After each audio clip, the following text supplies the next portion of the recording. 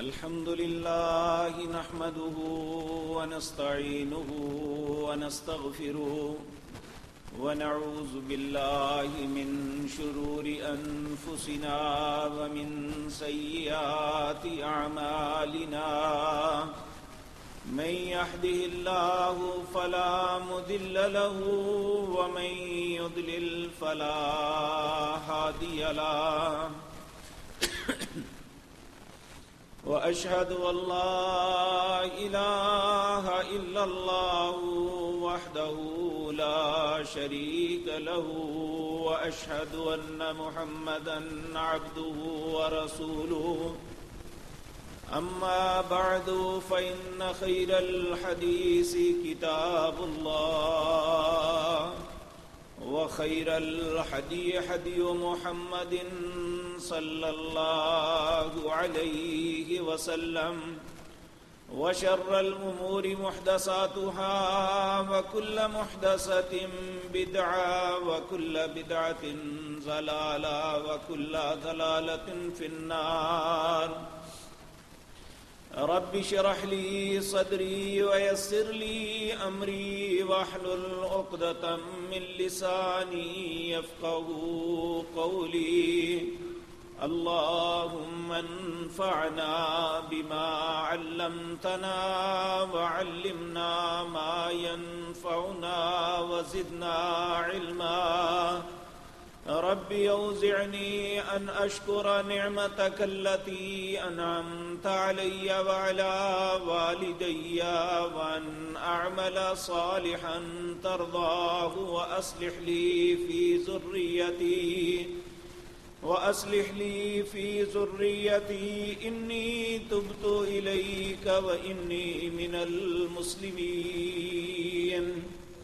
أعوذ بالله السميع العليم من الشيطان الرجيم بسم الله الرحمن الرحيم الذين يأكلون الربا لا يقومون إلا كما يقوم الذي يتخبطه الشيطان من المس ذلك بأنهم قالوا إنما البيع مثل الربا وأحل الله البيع وحرم الربا فمن جاءه موعظة من ربه فانتهى فله ما سلف وأمره إلى الله ومن عاد فأولئك أصحاب النار هم فيها خالدون يمحق الله الربا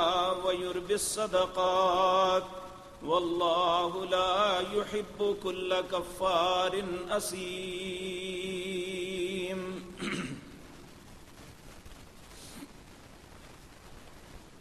حضرات محترم، اس کائنات کی ہر چیز کو پیدا کرنے والی اللہ کی ذات ہے۔ اللہ مالک نے اس کائنات کے اندر جو کچھ بنایا ہے، زمین و آسمان، آسمانوں کے اوپر، زمین و آسمان کے درمیان یا زمین کے اوپر، ہر چیز کو اپنا کلمہ کن کے ساتھ بنایا۔ انما امرہ اذا اراد شیئا ان یقول لہ کن فیکون۔ جب بھی اللہ مالک کسی کام کا ارادہ کرتے ہیں تو وہ صرف حکم دیتے ہیں، ہو جا تو وہ چیز ہو جاتی ہے۔ چار چیزیں ایسی ہیں جو اللہ رب العزت نے اپنے بابرکت اور مبارک ہاتھوں سے بنائی ہیں۔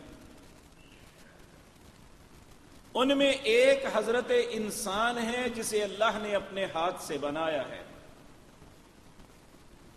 اور اپنی ساری مخلوقات میں اللہ نے اسے عزت اور شرف عطا کیا ہے۔ انسان اور انسانیت کا شرف اور عزت یہ ہے کہ جو انسان اللہ جس نے بنایا ہے اس کے حکم کے مطابق چلے گا تو یہ انسان باعزت، محترم اور اچھا ہے۔ جب یہ اللہ کے حکموں کے خلاف چلے گا تو ثم رددناہ اسفل سافلین، اس کی ساری عزتیں پامال ہو جائیں گی، یہ دنیا کا ذلیل ترین جو ہے مخلوق بن جاتی ہے۔ اللہ رب العزت فرماتے ہیں ان شر الدواب، اس کائنات کے اندر سب سے بہتر بھی انسان ہے، کیونکہ کہا وَلَقَدْ كَرَّمْنَا بَنِي آدم، ہم نے آدم کی اولاد کو فوقیت، فضیلت اور احترام دیا ہے۔ لیکن یہی آدم کا بیٹا جب یہ اللہ کی نافرمانیوں پہ اتر آتا ہے تو اللہ رب العزت اس وقت اسے کہتے ہیں ان شر الدواب، یہ جاندار جتنے بھی اللہ نے بنائے ہیں یہ سب سے بدتر جاندار ہے۔ کیوں؟ عند اللہ، اللہ کے نزدیک صم بکم الذین لا یعقلون، یہ جب اللہ کی بات سنتا نہیں، اس کی زبان سے اچھا کلمہ نکلتا نہیں، یہ ساری دنیا میں اللہ کی بے شمار قدرتوں کو دیکھنے کے باوجود عقل نہیں کرتا، تو پھر اللہ رب العزت اسے انسان تصور نہیں کرتے، بدترین جانور کہتے۔ اب ہم میں سے ہر انسان، خصوصاً ہم جو مسلمان ہیں، مسلمان کو مسلمان صرف اس لیے کہا جاتا ہے کہ یہ فرما بردار ہے۔ اگر مسلمان بھی فرما برداری سے ہٹ جائے تو وہ یہ کلمہ کہلانے کا حقدار نہیں رہتا۔ آپ دیکھیں، چھوٹی سی بات ہے، نبی کریم صلی اللہ علیہ وسلم نے فرمایا ایک مسلمان کے اوپر دن اور رات میں 5 نمازیں فرض ہیں۔ آپ نے فرمایا من ترک الصلاۃ متعمدا فقد کفر، جس نے صرف ایک نماز جان بوجھ کے چھوڑی اس نے کفر کیا ہے۔ تو اگر ہماری زندگی اللہ کے ہر حکم کے خلاف چلے گی تو یہ کفر نہیں ہوگا۔ کفر کا مطلب ہے انکار کرنا۔ جو انسان اللہ کے احکامات کا انکار کرتا ہے اس کے خلاف چلتا ہے۔ کچھ تو وہ ہیں جو زبان سے انکار کر دیتے ہیں، ہم نہیں مانتے، اور کچھ وہ ہیں جو عملاً انکار کرتے ہیں، زبان سے نہیں کہتے لیکن ان کا عمل بتاتا ہے کہ یہ اللہ کے حکم کے خلاف چل رہا ہے۔ تو میرے عزیز بھائیو، اس کائنات کے اندر یاد رکھیں، انسان کا سب سے بہترین دوست جو ہے وہ اللہ ہے۔ اللہ ولی الذین آمنوا یخرجہم من الظلمات الی النور، اللہ وہ دوست ہے جو ایمانداروں کو اندھیروں سے نکال کے روشنیوں میں، گمراہیوں سے نکال کے ہدایت کی طرف لاتا ہے۔ اس کے برعکس انما یرید الشیطان ان یوقع بینکم العداوۃ والبغضاء، شیطان جو تمہارا دشمن ہے وہ تمہیں بغض، اناد، گمراہی، ضلالت اور بے حیائی کی کاموں کی طرف لے جاتا ہے۔ تو جو کسی کو مس گائیڈ کرے، جو کسی کو غلط رستے پہ چلائے، وہ ہمیشہ دشمن ہوتا ہے۔ جو صحیح رستہ بتائے وہ دوست ہوتا ہے۔ اللہ جس نے انسانوں کو اپنے ہاتھ سے بنایا وہ انسان کا بہترین دوست بھی ہے، اور اس نے انسانوں کو ان کے حالات پہ نہیں چھوڑا۔ 1,24,000 نبیوں کو مختلف وقتوں میں انسانیت کی رہنمائی کے لیے بھیجا، ان پہ کتاب قانون نازل کی، اور پھر اس سلسلۃ الذہب، سونے کی زنجیر کی آخری کڑی جو ہے ان کا نام محمد الرسول اللہ صلی اللہ علیہ وسلم ہے۔ آپ نے اس کائنات کے اندر ایسا خوبصورت کردار ادا کیا کہ کافر بھی اس بات کو تسلیم کرتے ہیں کہ تاریخ عالم کے اندر جتنے بھی رہنما ہوئے ہیں، محمد الرسول اللہ صلی اللہ علیہ وسلم سے بہتر رہنمائی کبھی نہیں کوئی کر سکا۔ اور ہم پہ اللہ کا احسان ہے کہ ہم اس پاک پیغمبر کے امتی ہیں۔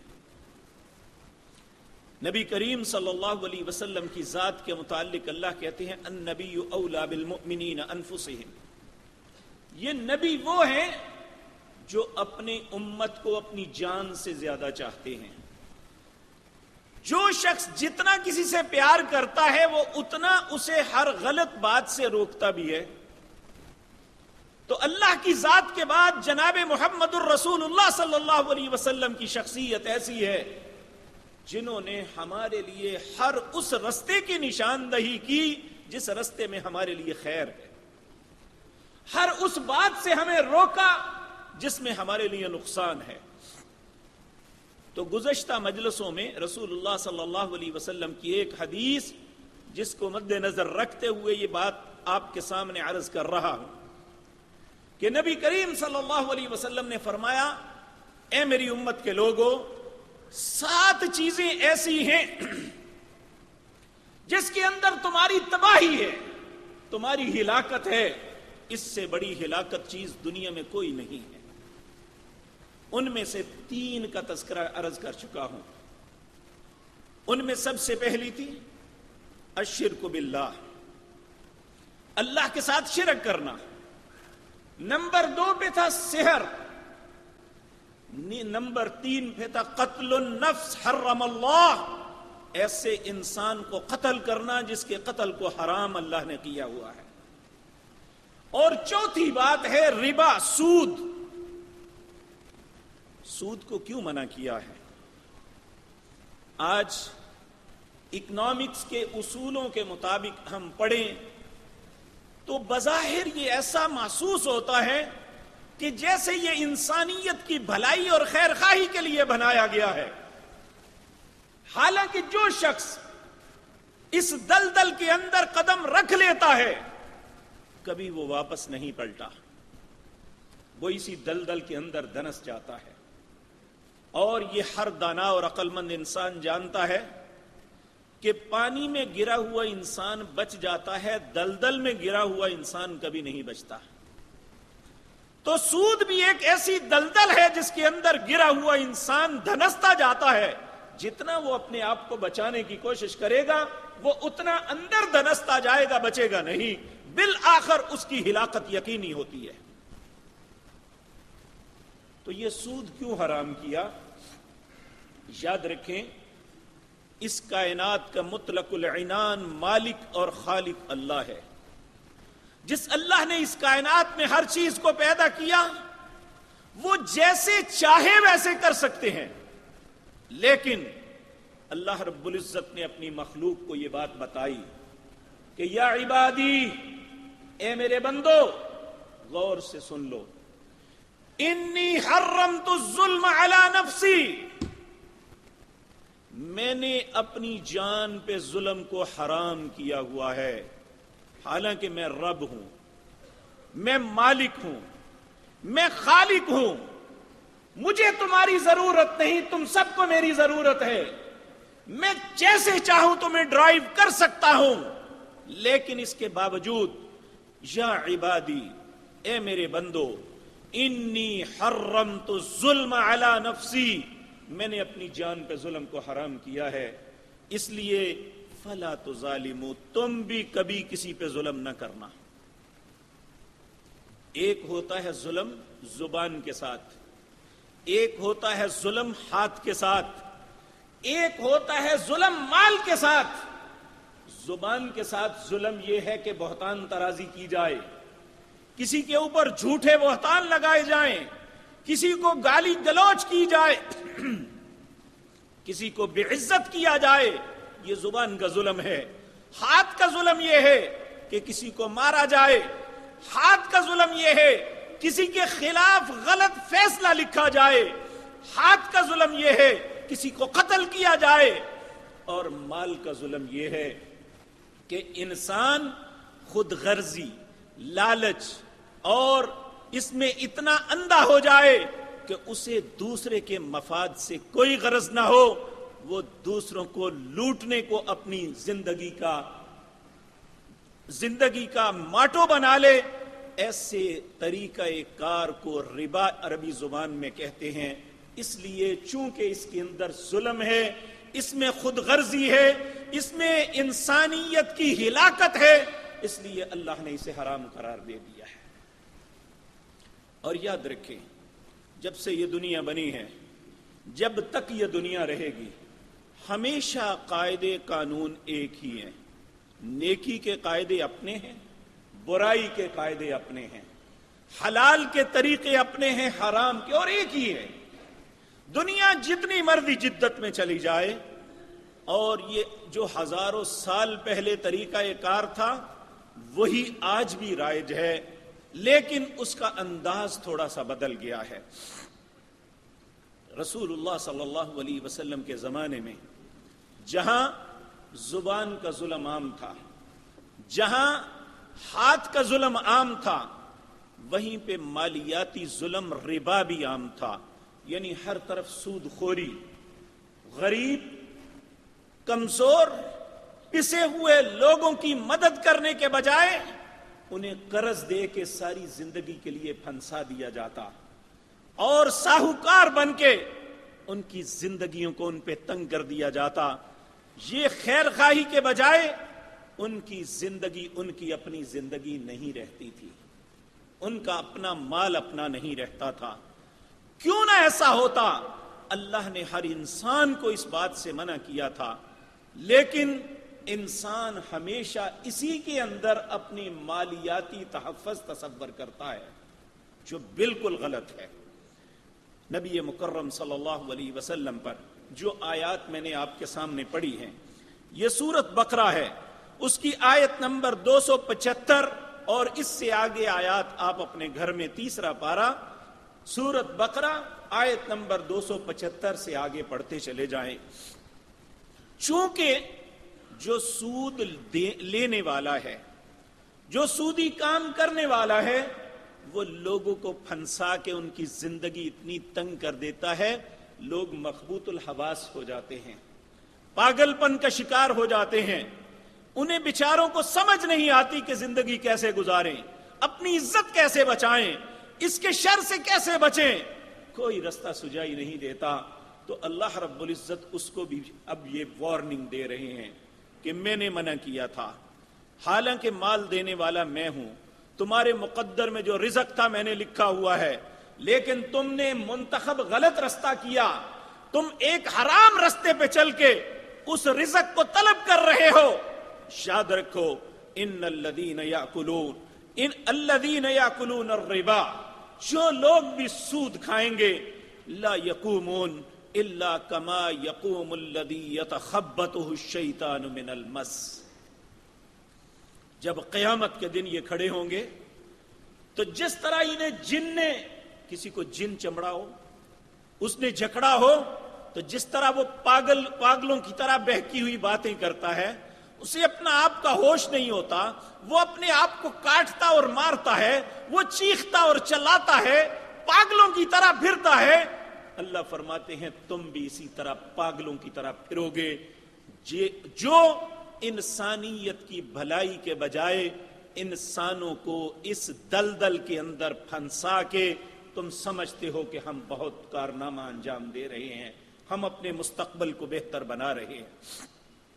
دیکھیں، پہلے یہ انفرادی طور پہ سارا کام چلتا تھا، ہر آدمی جس کے پاس مال تھا وہ اس کام کو کرتا تھا، لیکن 1895 کے بعد یہود نے دنیا کے اندر ایک پلاننگ بنائی کہ ہم افرادی قوت کے اعتبار سے دنیا پہ کبھی غالب نہیں آ سکتے، کوئی ایسا طریقہ کار ہمارا ہونا چاہیے کہ لوگ ویسے ہی ہمارے غلام بن جائیں۔ انہوں نے 3 چیزوں کو رائج کیا۔ لوگوں کو مالی اعتبار سے مفلوج بنانے کے لیے بینکنگ کا نظام دیا، ادارے بنا کے لوگوں کو دیے، اور کہا کہ یہ تمہارے فائدے کے لیے بنائے ہیں، تمہارے تحفظ کے لیے بنائے ہیں، اور پیسہ بھی لوگوں کا ہوتا ہے، اور یہ چونکہ ان کی ایفیلیشن اوپر ورلڈ بینک اور IMF کے ساتھ ہوتی ہے، یہ اوپر سے لے کر نیچے تک لوگوں کا پیسہ، اور اسی پہ لوگوں کو دے کے سود لے کے لوگوں کی زندگیوں کو، ملکوں کو تنگ کر دیا جاتا ہے، اور یہ ساری خباثت پوری دنیا کے اندر پھیل چکی ہے، اور پوری دنیا مالیاتی اعتبار سے ان کی غلام بن چکی ہے۔ دوسرا انہوں نے کہا کہ ہم ہر فرد کو اپنے زیر نگی نہیں لا سکتے، انہوں نے کوئی ایسا نظام حکومت دو کہ چند لوگوں کے ہاتھ میں ملک کی باغ دوڑ ہو، ہم ان پہ قبضہ کر لیں، انہیں خرید لیں اور ملک کے قوانین ہماری مرضی سے بنیں گے۔ پھر انہوں نے جمہوریت کا یہ خباثت جو ہے یہ پوری دنیا کو دی، اور آج یہ ہے کہ 400 یا 500 لوگ جو ممبران پارلیمنٹ بنتے ہیں اور ان کے اوپر صدر وزیر اعظم جو بھی ہوتا ہے، انہیں وہ خرید کے پیسے دے کے جیسے بھی اپنا غلام بنا کے اپنی مرضی کے قوانین بنواتے ہیں ملکوں کے اندر۔ اور آپ دیکھیں کہ پوری اسلامی 62 اسلامی ملکوں کے اندر سعودی عرب کے علاوہ ایک بھی ملک ایسا نہیں ہے جو اسلام کے نظام کو فالو کرتا ہو۔ سعودی عرب بھی پوری طرح نہیں ہے، صرف 10%، لیکن 10% اسلام پہ عمل کرنے کے باوجود اللہ نے جتنا امن اس ملک کو نصیب کیا ہے پوری دنیا کے اندر کسی کو نہیں ہے۔ اور دیکھیں آج اگر اسلام کے حکم کے مطابق چور کی سزا کی بات کی جاتی ہے تو کہتے ہیں ساری قوم کے ہاتھ کاٹتے ہیں، اگر قتل کی سزا کی بات کی جاتی ہے تو کہتے ہیں سب کی گردنیں اتار دیں۔ یعنی یہ ایسے بات کی جاتی ہے جیسے اسلام کا نظام بہت ظالمانہ ہے اور یہ انسانیت کے بڑے ہی جو ہے انسانیت کے بڑے ہی قریب اور ان سے محبت کرنے والے ہیں کہ یہ انسانیت کو بچانا چاہتے ہیں۔ حالانکہ اگر ایک قاتل کو اس کے قتل کے جرم میں سزا دے دی جائے، ایک چور کا ہاتھ کٹ دیا جائے، ایک ڈاکو زمین میں فتنہ و فساد کرنے والے کے پاؤں اور ہاتھ کو اسلام کے حکم کے مطابق کاٹ دیا جائے، بہت سی لوگوں کی عزت اور آبرو بچ سکتی ہے، بہت سے لوگوں کی جانیں بچ سکتی ہیں، اور بہت سے لوگوں کا مال اور عزت اور احترام بھی بچ سکتا ہے۔ لیکن یہ سب کچھ نہیں ہونے دیتے، اس لیے کہ وہ چاہتے ہیں کہ دنیا شورش کا شکار رہے اور ہم اپنا کام کرتے رہیں۔ اور ہماری بدقسمتی یہ ہے کہ ہم جس طرح ایک پالتو جانور اپنے مالک کے پیچھے جس طرح وہ چاہتا ہے جاتا ہے، ہمارے حکمران بھی یہی کام انجام دے رہے ہیں۔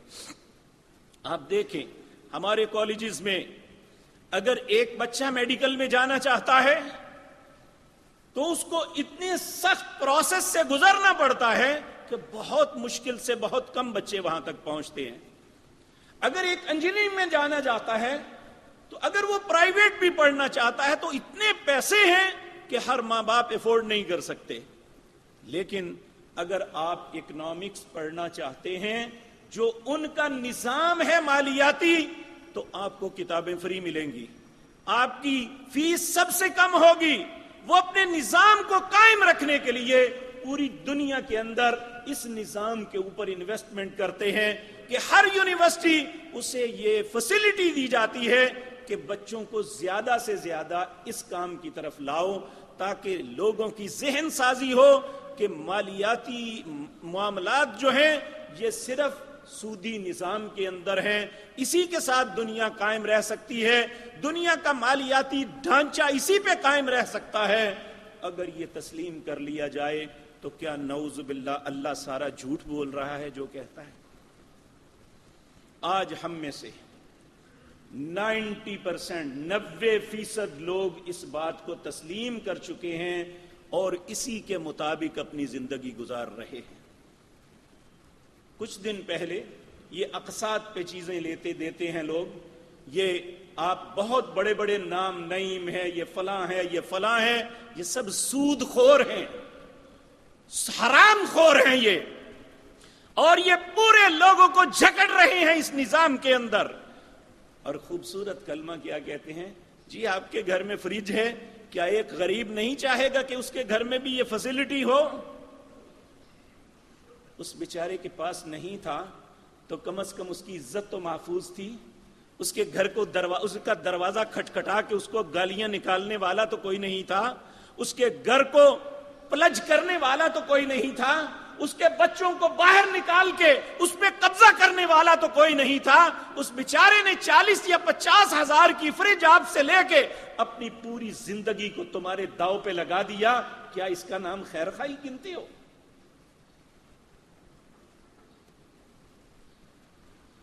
حکومت سے لے کر انفرادی حیثیت میں حتیٰ کہ محلوں میں یہ جو مضافاتی آبادیاں ہیں وہاں بعض عورتیں انہوں نے یہ دھندا پکڑا ہوا ہے کہ ایک گھر میں اگر وہ بیچارے کے پاس کچھ نہیں تھا اسے کچھ دے کے اس کی پوری زندگی مفلوج کر دیتے ہیں.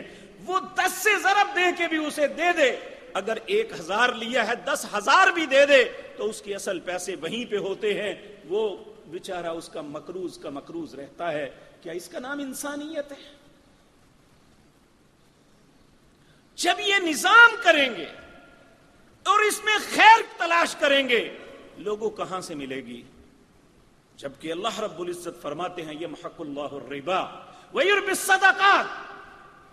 لوگوں سن لو, سود کا جو بھی کام کرے گا چاہے کتنی بڑی انویسٹمنٹ ہو میں اسے گھٹاؤں گا. یہ کبھی پنپ نہیں سکتا, اس کے اندر کبھی خیر نہیں ہو سکتی. ہم اس شہر کے اندر کتنے لوگوں کو جانتے ہیں جو اس شہر کے ٹاپ کے امراء میں سے تھے, لیکن انہوں نے بینک کے ساتھ کام کیا. آج ان کی فیکٹریاں اجڑ چکی ہیں, وہاں آبادیاں بن چکی ہیں, اور وہ لوگوں کے مقروض پھر رہے ہیں, اور اپنی جان اور عزت کو بچانے کے لیے وہ چھپتے پھرتے ہیں. حالانکہ ایک وقت تھا اس شہر کی قیادت اور سیادت ان کے ہاتھوں میں تھی.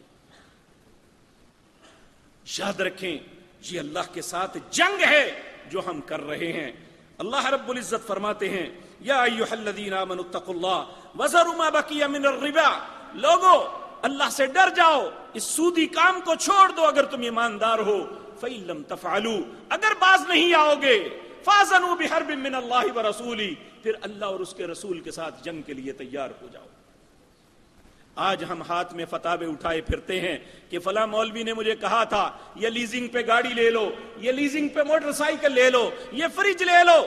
لوگوں یاد رکھو, جس چیز کو اللہ نے حرام کیا ہوا ہے مولوی ساری دنیا کے بھی مل جائیں اسے حلال کرنا چاہے تو وہ حلال نہیں ہو سکتی. پیارے پیغمبر جناب محمد الرسول اللہ صلی اللہ علیہ وسلم کا فرمان ہے, آپ نے فرمایا الحلال بین والحرام بین. لوگوں حلال بھی ظاہر ہے, حرام بھی ظاہر ہے. وبینہما مشتبہات, اس کے درمیان کچھ شک والی چیزیں ہیں جنہیں اکثر لوگ نہیں جانتے.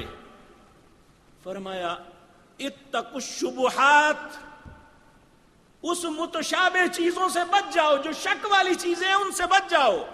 جس نے اپنے آپ کو شک والی چیز, حرام حلال کی بات نہیں ہے, جو واضح طور پہ حرام ہے جو واضح طور پہ حلال ہے وہ تو ظاہر ہے. جو شک والی چیزوں میں کہا اس میں شک ہے, جس نے اپنے آپ کو شک والی چیز سے بچایا اس نے اپنے ایمان اور عزت کو بچا لیا. جو شک والی چیز پہ پڑ جائے گا وہ بالاولا حرام میں چلا جائے گا. پھر آپ نے مثال دی, آپ نے فرمایا جس طرح ہر بادشاہ کی ایک چراگاہ ہوتی ہے اور اس کے درمیان ایک حد فاصل پنگ ڈڈی ہوتی ہے, ایک قطع زمین ہے اور دوسری ہے اس کے درمیان میں حد فاصل ایک پنگ ڈڈی ہوتی ہے. یہ متشابہات میں سے ہے, ادھر والا سمجھتا ہے میری ہے, ادھر والا سمجھتا ہے میری ہے. کہا جب ہمیشہ لڑائی کاشتکاروں کی ذمہ داروں کی اسی جگہ پہ ہوتی ہے, اگر اس نے پنگ ڈڈی تھوڑی سی اپنی طرف سے کاٹ لی تو لڑائی شروع ہو گئی. اگر اس نے اپنی بکریاں یا اپنے جانور پنگ ڈڈی پہ لا کے چرا دیے, کسی جانور نے ادھر منہ مار لیا تو بندے قتل ہو جاتے ہیں.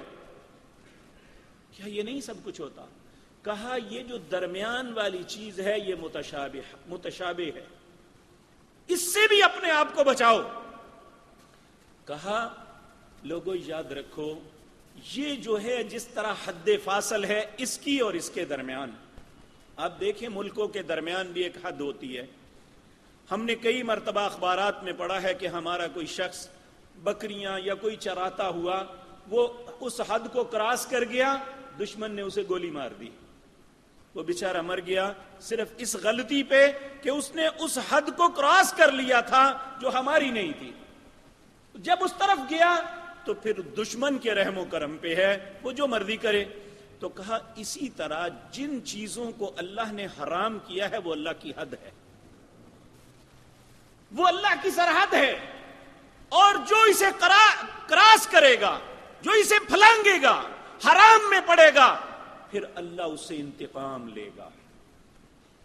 اور یاد رکھیں اللہ کا انتقام دنیا میں انسانوں سے لڑ سکتا ہے، اکیلا انسان سینکڑوں انسانوں میں لڑ سکتا ہے، لیکن یاد رکھیں اللہ کے ساتھ پوری مخلوق بھی مل جائے تو نہیں لڑ سکتی۔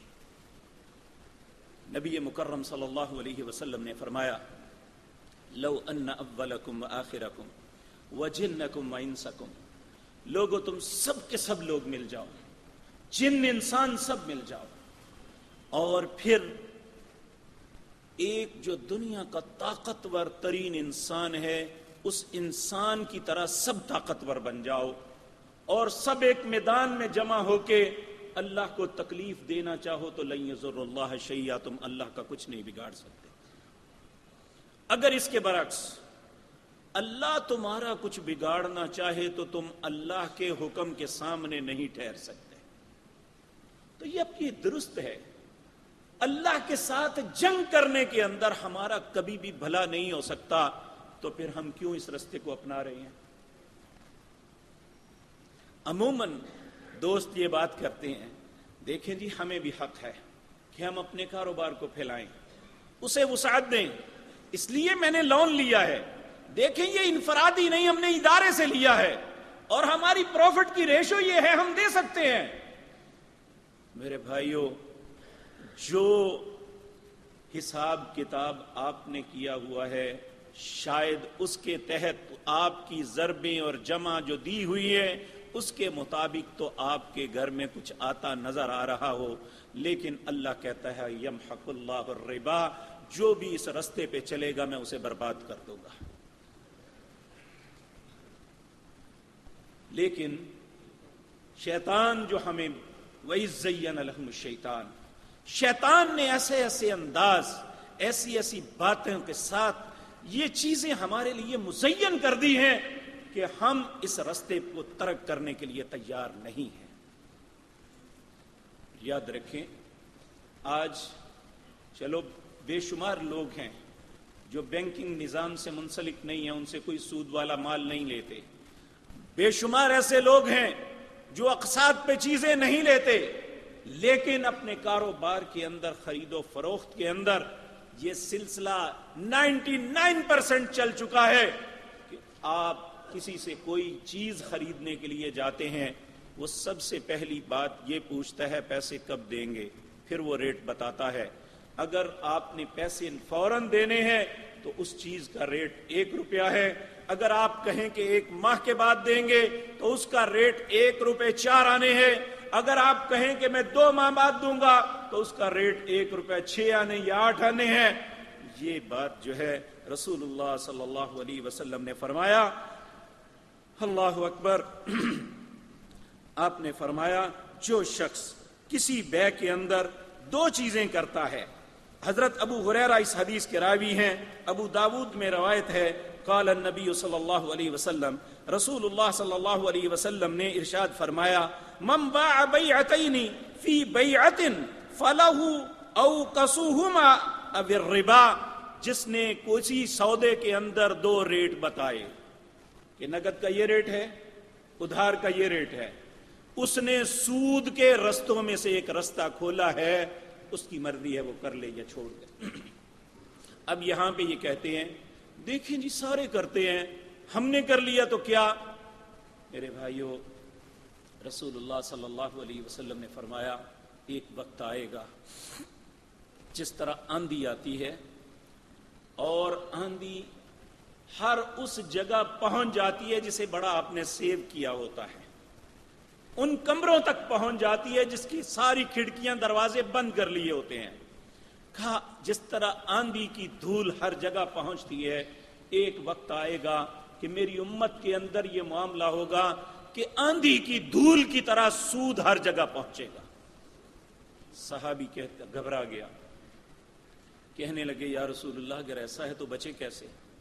آپ نے فرمایا جہاں تک ممکن ہے اس بات سے بچ کے رہنا، وگرنہ یاد رکھیں اللہ رب العزت نے آج کہہ دیا کہ لوگوں اس سے بچ جاؤ، یہ اللہ کے ساتھ اس کے رسول کے ساتھ جنگ ہے۔ قیامت کے دن اگر انسان اللہ کی عدالت میں کھڑا ہوگا تو اس نے سوال و جواب کیا کرنا ہے، اس کی کیفیت یہ ہوگی لا یقومون الا کما یقوم الذی یتخبطہ الشیطان من المس، ایسے ہوگا جیسے اسے شیطان نے چھوا ہوا ہے، پاگل پن ہوگا اس کے اوپر۔ اس نے سوال و جواب کیا کرنا ہے، اللہ کے ہاں کیا جواب دینا ہے، میں زندگی کہاں گزاری، کیسے گزاری، وہ تو پاگلوں کی طرح پھر رہا ہوگا۔ اور پھر یاد رکھیں آج بہت سے لوگ بڑی جیداری سے یہ بات کہہ دیتے ہیں، دیکھیں پیسہ ہمارا، انویسٹمنٹ ہماری، اس لیے چونکہ ہماری ہم جیسے مرضی استعمال کریں، ہم جون سا مرضی طریقہ استعمال کریں۔ لوگوں یاد رکھیں یہ پیسہ ہمارا نہیں ہے، ہمیں کسی نے دیا ہوا ہے، اور جب وہ چاہے لے سکتا ہے۔ ہم میں سے کتنے لوگ ہیں جو ایک رات کو اربوں کے مالک تھے، ان کے کاروباروں کی وسعت کا انہیں خود بھی علم نہیں تھا، وہ صرف کھاتوں میں جمع تفریق کے بعد بیلنس دیکھتے تھے کہ ہمارے پاس کیا ہے اور کس طریقے سے آتے ہیں، انہیں یہ بھی پتا نہیں تھا، ہر طرف سے بہار تھی آنے کی۔ ایک رات کے اندر ایسا جھٹکا لگا، ایسا معاملہ ہوا کہ صبح ناشتے کے لیے 2 روٹیاں بھی ان کے خاندان کے لیے نہیں تھی۔ اگر یہ درست ہے تو پھر یقین جانیے جو کچھ ہمارے پاس ہے یہ ہمارا نہیں ہے، یہ کسی کا ہے، اس نے دیا ہوا ہے۔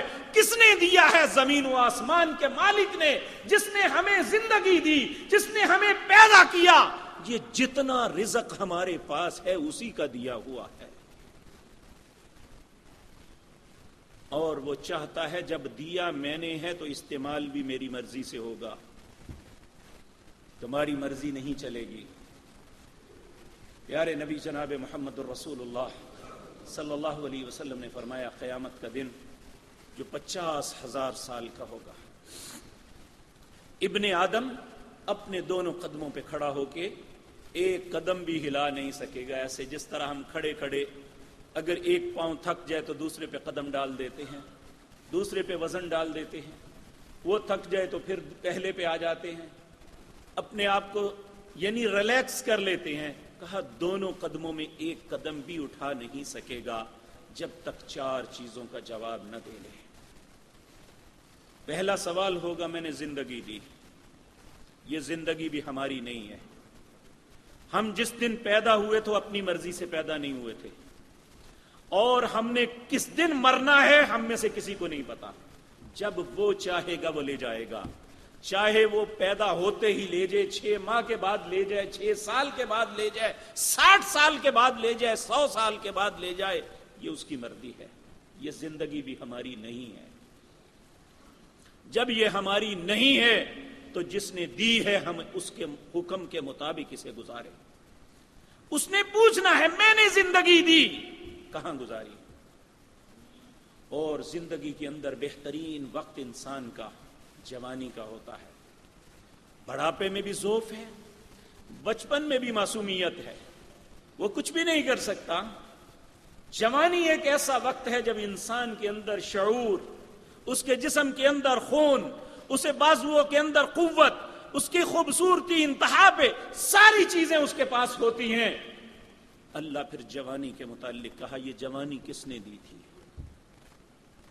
کتنے ہمارے بھائی ہیں جو جوانی کے اندر بے شمار بیماریوں میں مبتلا ہو کے اباہج، لاغر اور معذور ہو جاتے ہیں۔ اگر اللہ نے کسی کو صحت اور عافیت کے ساتھ جوانی بخشی ہے تو یہ بھی اس کی عطا ہے. جوانی کہاں گزاری, کہاں برباد کی, یہ اس کا جواب بھی دینا پڑے گا. تیسرا سوال یہ ہوگا, بتا مال کمایا کہاں سے تھا؟ تو کیا جواب دیں گے؟ سود سے کمایا تھا. اگر ہم اسی طریقے کو اپنائے ہوئے ہیں, اگر اسی کے اندر ہم اپنی بقا سمجھتے ہیں, اگر اپنے کاروباروں کی فلاح اس کے اندر سمجھتے ہیں, تو بتاؤ, اللہ نے کہا تھا وَذَرُوا مَا بَقِيَ مِنَ الرِّبَا, اگر کرتے بھی ہو تو چھوڑ دینا, اگر نہیں چھوڑو گے تو اللہ اور اس کے رسول سے جنگ کے لیے تیار ہو جاؤ. تو اس رب کی روبرو کھڑے ہو کے کیا جواب دیں گے؟ میں سود لیتا تھا اور سود دیتا تھا. کیا جواب دیں گے؟ اور اگر یہی کچھ کہیں گے تو اللہ کا کیا رویہ ہوگا؟ آپ کو اللہ نے شعور عطا کیا ہے, خود سوچیں.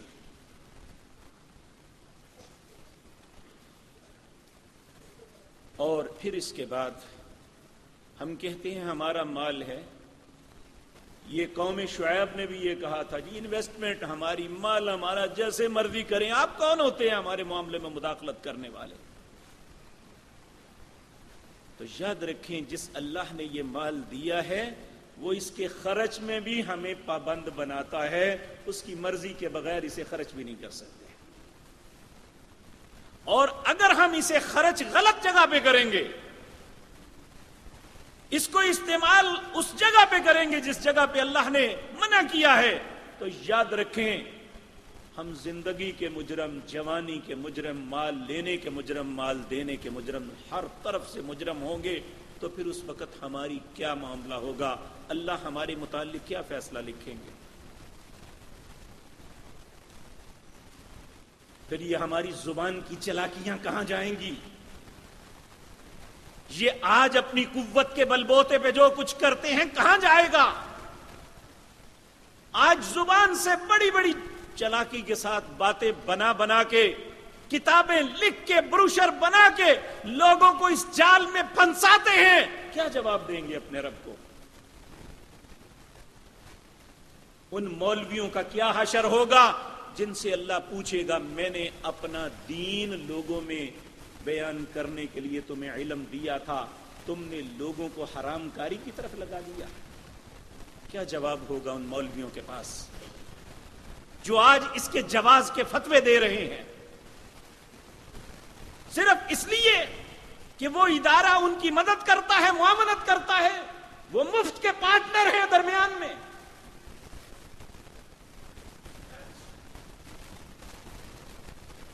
اللہ اکبر. آج بڑے خوبصورت کلمات کے ساتھ ہمیں بہکایا جاتا ہے. ایک ہی شیڈول بینک جو ہے یہ آپ سے سود لیتے ہیں, ہم اسلامی بینکاری کر رہے ہیں, وہ 9.6% آپ سے آپ کے پیسوں پہ لیں تو وہ سود ہے. آپ کرائے کا نام لے کے وہی چیز لے لیں تو وہ جائز ہو جائے گی. یہ عجیب تماشا بنایا ہوا ہے اور ہم اس تماشے کا شکار ہیں. چونکہ ہمارا مفاد ہوتا ہے ہم کہتے ہیں لے لو. اس نے کہا ہے اسلامی بینکاری ہے, اس لیے کیا اسلام کا نام لینے سے, اللہ اکبر کہہ کے ذبح کرنے سے کتا حلال ہو جاتا ہے؟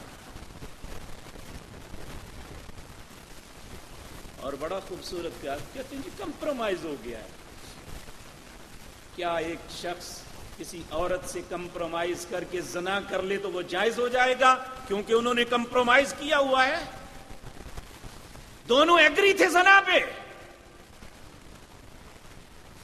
اگر یہ عورت اور مرد کمپرومائز کے باوجود اگر یہ بدکاری کرتے ہیں تو مجرم ہے, تو سود دینے اور لینے والا اگر وہ کمپرومائز کے ساتھ یہ سب کچھ کر لیں گے تو جائز ہو جائے گا.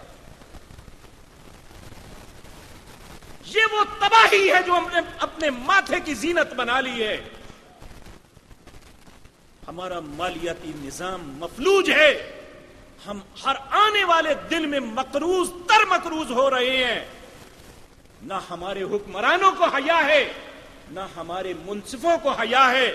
سپریم کورٹ ہی تھا جس نے اس ملک میں سود کو جائز قرار دیا, اور حکومتیں یہ تو ہیں ہی حرام خور جن کے لیے زندگی میں حلال کھانا شاید یہ ایک ممنوع چیز ہے۔ میرے عزیز بھائیوں، یہ زندگی تو شاید 30 سال 40 50 60 سال کے بعد ختم ہو جائے، لیکن جس زندگی کے لیے ہم یہ سارا ذخیرہ بنا کے آگے بھیج رہے ہیں وہ کبھی ختم نہیں ہوگی۔ آج جو کچھ بو رہے ہیں وہ کاٹنا پڑے گا، اور یاد رکھیں جس جسم کے اندر ایک لقمہ بھی حرام چلا گیا کسی بھی طریقے کا، جب تک اللہ اس جسم کے حصے کو آگ میں نہیں جلائے گا وہ نہیں چھوٹ سکے گا۔ اور جن کا سارا جسم ہی پلا اور بڑا سود سے ہو، حرام خوری سے ہو، رشوت سے ہو، لوگوں کے مال چھیننے سے ہو، وہ سوچ لیں کہ ان کا انجام کیا ہوگا۔ اور آخری بات میرے عزیز بھائیوں، ریٹائرمنٹ کے بعد کہتے ہیں جی ہم نے ساری عمر کام کچھ نہیں کیا تھا اس لیے ہم نے قومی بچت میں فکس کروا دیے۔ لوگوں تم نے قومی بچت میں فکس نہیں کروائی، جہنم کے اندر فکس کروا دیے، جو اپنے انجام کی طرف ہم بڑی جلدی سے بڑھ رہے ہیں۔ تو میرے عزیز بھائی، رسول اللہ صلی اللہ علیہ وسلم نے فرمایا چوتھی چیز جو انسان کو خود بھی اس کے معاشرے کو تباہ و برباد کر دیتی ہے وہ ربا، سود ہے۔ اللہ رب العزت سے دعا ہے اللہ اس خباثت سے بچائے۔ نبی کریم صلی اللہ علیہ وسلم 5 چیزوں سے اللہ کی پناہ طلب کرتے۔ اللہم انی اعوذ بک من علم لا ینفع، اے اللہ ایسے علم سے تیری پناہ چاہتا ہوں جو نفع نہ دینے والا ہو۔ ومن قلب لا یخشع، ایسے دل سے پناہ مانگتا ہوں جس کے اندر تیرا ڈر نہ ہو۔ ومن نفس لا تشبع، ایسی جان سے پناہ مانگتا ہوں جس کی بھوک ختم نہ ہو۔ ومن دعوت لا یستجاب لها، ایسی دعا سے بھی تیری پناہ مانگتا ہوں جو تیری بارگاہ میں قبول نہ ہو۔ اور ایسے مال سے تیری پناہ مانگتا ہوں جس کے اندر سود کا شائبہ ہو۔ اللہ کے رسول صلی اللہ علیہ وسلم، تو ہم بڑی رغبت سے یہ غلاظت اپنے پیٹوں میں اتار رہے ہیں، اور اس سے جو کچھ پلے اور بڑھے گا یاد رکھیں ہمارے مستقبل کے لیے، کل قیامت کے لیے ہمارے لیے یہ بہتر نہیں ہوگا۔ اللہ ہم سب کو اس خباثت سے محفوظ فرمائے۔ اگر ہم خدا نخواستہ پہلے اس بات میں آلودہ ہو چکے ہیں تو اللہ فرماتے ہیں فمن جاءہ موعظۃ، جب تمہارے پاس نصیحت آ جائے، فانتہا فلہ ما سلف، جو پہلے ہو چکا اسے وہیں پہ ڈسکنیکٹ کر دو، ختم کر دو، اور پہلے کی معافی مانگو، آئندہ نہ کرنا۔ ممکن ہے اللہ معاف کر دے۔ اگر یہ اسی طرح چلتا رہا، اسی پہ موت آ گئی تو بہت برا انجام ہوگا۔ اللہ سب مسلمانوں کو برے انجام سے محفوظ فرمائے۔ اقول قولی ھذا واستغفر اللہ۔ ان الحمد للہ نحمده ونستعینه ونستغفره ونعوذ باللہ من شرور انفسنا ومن سیئات اعمالنا، من يهده الله فلا مضل له ومن يضلل فلا هادي له، واشهد ان لا اله الا الله وحده لا شريك له، واشهد ان محمدا عبده ورسوله۔ اللهم صل على محمد وعلى آل محمد كما صليت على إبراهيم وعلى آل إبراهيم إنك حميد مجيد۔ اللهم بارك على محمد وعلى آل محمد كما باركت على إبراهيم وعلى آل إبراهيم إنك حميد مجيد۔ یہ کچھ بھائیوں نے اپنے عزیز و اقارب کے متعلق کہا ہے، ان کی بیماریوں کا تذکرہ کیا ہے۔ اللہ سے دعا کریں اللہ سب پہ رحم فرمائے، سب بیماروں کو شفائے کاملہ عاجلہ عطا فرمائے۔ جو بھی مسلمان پریشان ہیں اللہ ان کی پریشانیوں کو دور فرمائے۔ ایک بھائی نے کہا ہے مجھ پر جادو یا آسیب کا اثر ہے، طبیعت بہت خراب رہتی ہے۔ دیکھیں بعض اوقات یہ وہم ہوتا ہے، اللہ کرے ایسا نہ ہو، لیکن بالفرض اگر ایسا ہو بھی تو رسول اللہ صلی اللہ علیہ وسلم نے فرمایا کہ معوذتین یہ آخری 2 صورتیں قل اعوذ برب الفلق قل اعوذ برب الناس، اور تیسری چیز آیت الکرسی، اس کا کثرت کے ساتھ دم کریں اپنے اوپر، اللہ رب العزت ضرور رحم فرمائیں گے۔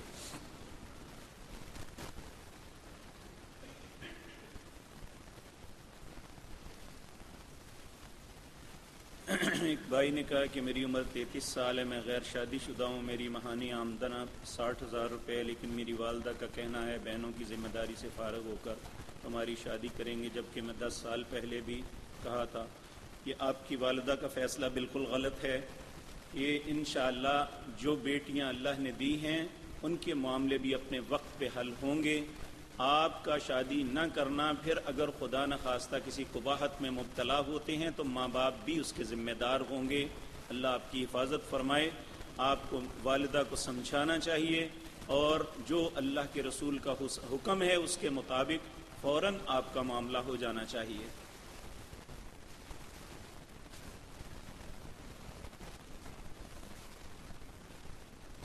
ایک بھائی نے کہا میرے باپ پر قرض ہے، اللہ رب العزت جو بھی مقروض ہیں ان کے قرضے اپنی رحمت سے ادا فرمائے۔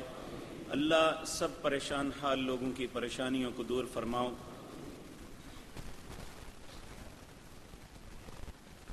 ایک بھائی نے پوچھا ہے اذان کانوں میں انگلیاں دے کر پڑھی جاتی ہے، ایک شخص نے کہا اذان کانوں میں انگلیاں دے بغیر بھی پڑھنی چاہیے، کوئی حرج نہیں، اس میں ایسے بھی ہو سکتا ہے، اس میں کوئی فرض نہیں ہے کہ کانوں میں انگلیاں رکھ کے ہی پڑھی جائے۔ ہم نے مختلف بینکوں میں کرنٹ اکاؤنٹ کھلائے ہوئے ہیں۔ دیکھیں کرنٹ اکاؤنٹ جو ہوتا ہے وہ صرف ٹرانزیکشن کے لیے تو اگر کھلوایا تو کوئی بات نہیں، اس میں ہماری نیت پروفٹ اینڈ لاس کی کوئی نہیں ہوتی۔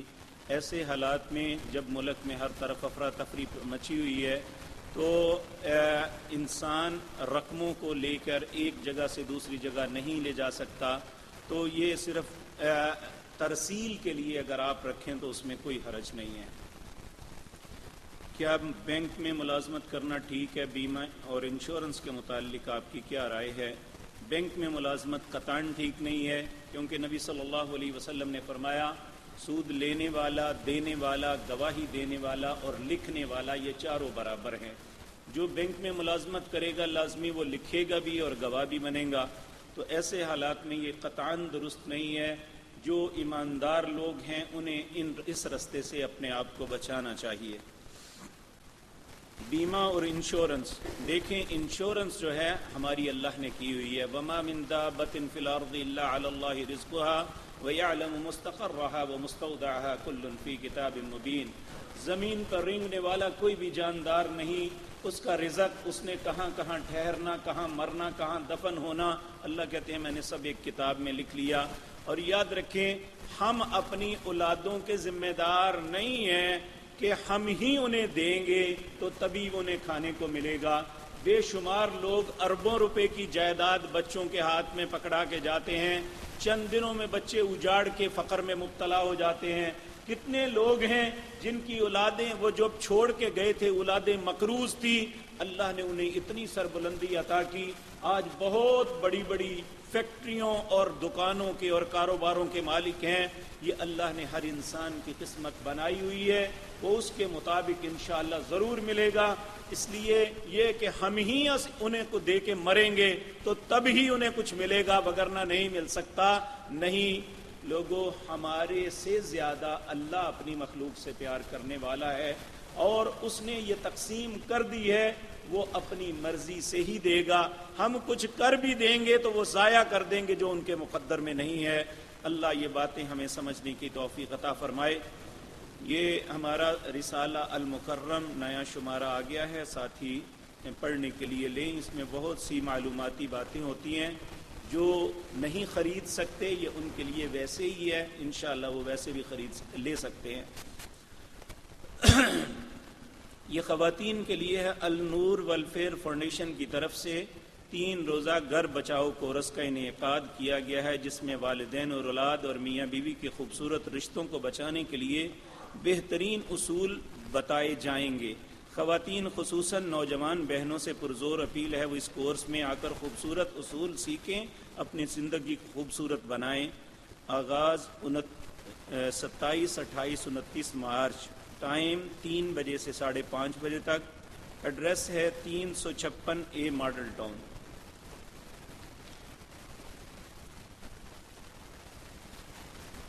یہ الہدا کی طرف سے یہ اعلان یہ بھی خواتین کے لیے ہے۔ ترجمہ، تفسیر، دعائیں، لیکچرز 24-25 مارچ کو، تعارفی کلاس 27 مارچ کو ہوگی۔ اوقات کار صبح 9 بجے سے 1 بجے تک، model town branch Chandni Chowk گلی نمبر 7 میں ہے۔ تو جو ساتھی یہاں جانا چاہیں یہاں تشریف لے جائیں۔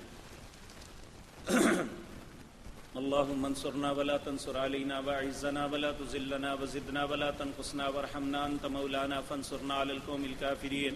اللهم اعز الاسلام والمسلمين، اللهم اعز الاسلام والمسلمين واذل الشرك والمشركين، اللهم دمر اعداء الدين، اذهب الباس رب الناس واشف انت شافي لا شفاء الا شفاؤك شفاء لا يغادر سقما، اللهم اشفنا بشفائك وداونا بدوائك واغننا بفضلك عمن سواك يا واسع الفضل يا واسع المغفرة، اللهم رحمتك نرجو فلا تكلنا إلى أنفسنا طرفة عين واصلح لنا شأننا كله لا إله إلا أنت يا حي يا قيوم برحمتك نستغيث، يا حي يا قيوم برحمتك نستغيث، لا حول ولا قوة إلا بالله، لا ملجأ ولا منجا من الله إلا إليه، سبحان ربك رب العزة عما يصفون وسلام على المرسلين والحمد لله رب العالمين۔